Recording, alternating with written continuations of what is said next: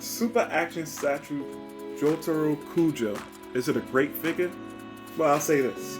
It's a great looking figure, but there's definitely some stuff to talk about. First thing first, the paint and the sculpt work on this figure is fucking awesome. Like, you can't... One thing these Super Action Statue figures do well is the sculpt work and the paint. And one thing you hear me harp on a lot in these figure reviews is that a lot of figures in these high-end lines, like all across the board really, with the exception of a few, like they skip out on the paint.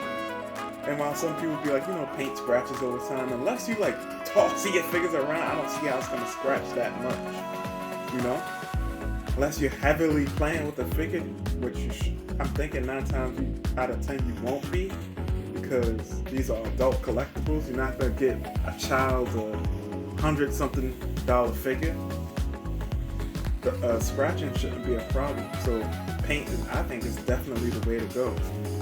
This figure is done with matted plastic, which is always a plus. The shinier a figure looks, I think the more cheap it tends to look, or any sculptural object for that matter. But yes, it's only one gripe I have with this figure aesthetically, and then we're gonna, go through the articulation. And that's, let me take it off the stand real quick. Bring the light over so y'all can see. Is the face. It's like they were painting this figure, got to the face, and said, nope, his face gonna be pale as hell. It was like he had a mask on when he was in the tanning bed. That's like the biggest gripe I have with this figure, and that's the biggest gripe. Well, it's not the biggest gripe, but that's one of the only gripes. Then this is a pretty good figure, I would say. Now we're going to talk about, I would say, the weak point of the figure, and what tends to be a weak point of a lot of these Super Action Statue JoJo's figures, and that's the articulation. And I have mixed feelings on it because, on one hand, JoJo's characters aren't always doing the most dynamic poses. They're usually doing very unique poses, but it's never like a giant karate kick. It's always subtle, nuanced, kind of leaning. I don't know how to explain it. If you've seen JoJo poses, then you know what I'm talking about. But they're never doing like Dragon Ball Z karate kicks or these super martial arts-esque poses. One thing else I'll say aesthetically in terms of this, I think he could be a bit bigger in terms of like musculature.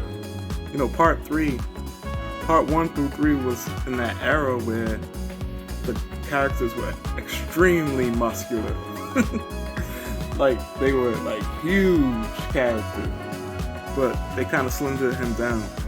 And it's not like they're doing the more modern take of like Araki's art style modernly. Like Araki's art style currently, if he was to draw a Part 3 Jotaro, they're not exactly doing that. Otherwise, he'd look more like that one Part 8 figure, the Part 8 Josuke. So it seems to be some like that, a slimming down of the Part 3 Jotaro, and it's not a big deal, but something to note. Okay, overall, now we go to articulation. Arms go all the way around. They go out to the side, fine.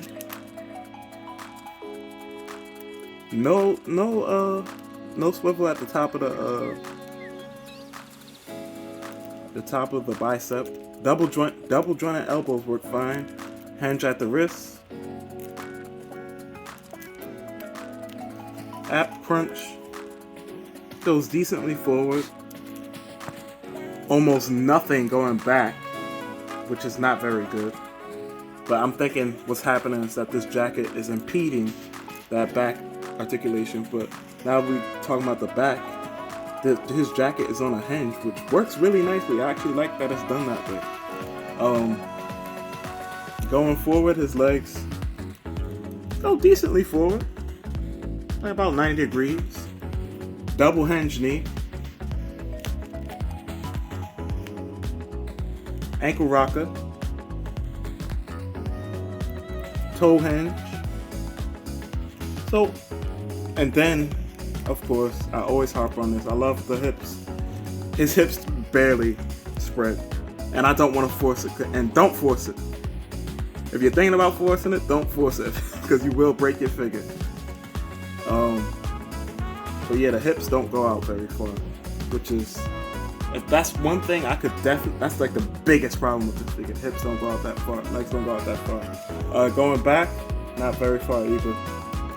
But overall, I think the aesthetic, the paint, and things of that nature, more than make up for that, you know? Like when you have this guy posed on your shelf, or you taking pictures of this guy, you could get him in some real badass poses, which I'm gonna show in the accessories portion of the video, which I have changed up. I want to try something a little different. Stay tuned for that, and I'll see you in accessories.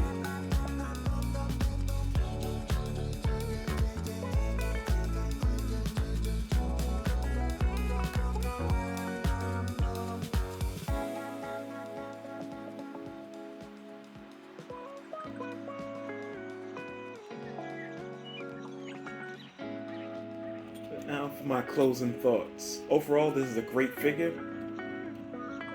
There's a couple things I want to say. His neck, something I forgot to mention in the articulation segment. Neck, look up and down, pretty fine. Can't look up that far. He can look down nicely. Side to side is non-existent, but overall, great figure. I think the aesthetic of the figure, the pure aesthetic of this figure, more than makes up for it. And what is JoJo? Mostly aesthetic, you know? And of course, a lot of unpredictable storytelling. But you see in accessories, I want to say one thing. He comes with two pointing fingers, one for the left hand and one for the right hand, but I couldn't find one of them. I'm not sure, because I'm borrowing this figure. I'm not sure if I lost it or a friend lost it, but he comes with two pointing fingers. That's the only thing that I was missing. Also, just a quick little thing. These two, he comes with these no finger hands that, you know, it's for when you want to pose him with his hand in his pocket. If you wanna, he comes with, and in the pictures you saw, he comes with front leg pieces. You just pop them off and pop them back on. Like it's very easy. It's not a hard thing to do at all. But yeah, other than that, definitely a solid figure. One thing I will say, height. Let's see. Just about 6 inches to the top of his head. Pulls his legs closer together so y'all could get a more accurate measurement. But yeah, definitely pick this guy up.